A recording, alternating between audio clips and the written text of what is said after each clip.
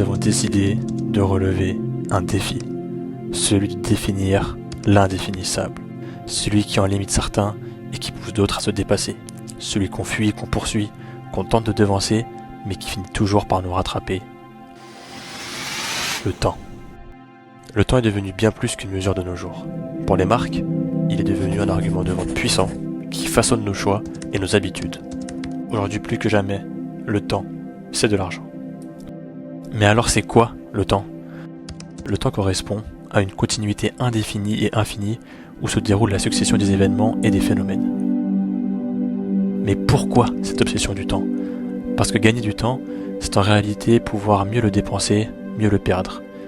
Et ça, les marques l'ont bien compris. En présentant le temps comme une ressource rare, elles en ont fait un puissant levier pour vendre.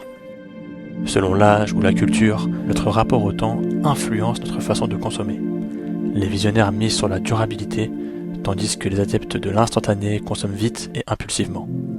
Depuis toujours, les plus grands esprits de notre monde, tels que Aristote et Platon, ont consacré leur vie à tenter de percer les mystères du temps.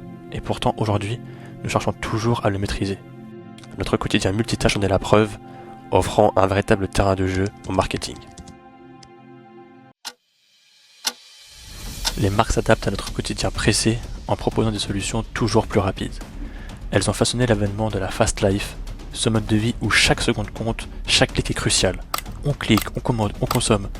Prime Day, seul flash, urgence calculée pour déclencher l'achat.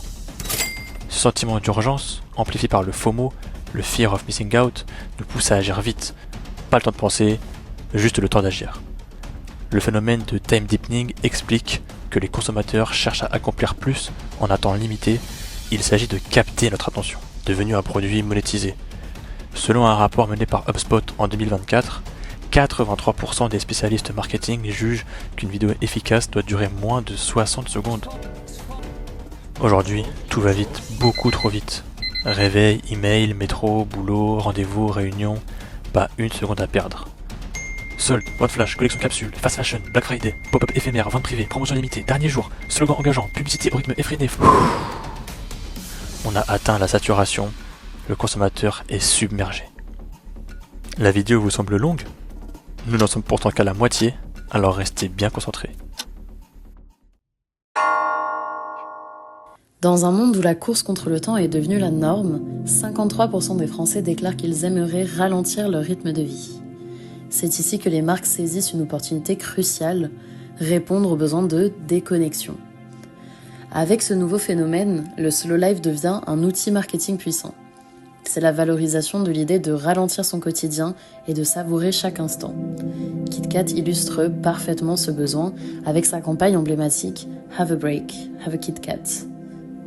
De nouvelles tendances touristiques émergent comme le tourisme de bien-être, le tourisme expérientiel, vivre loin des écrans, des réseaux, des offres, comme un moment d'évasion où le temps semble suspendu.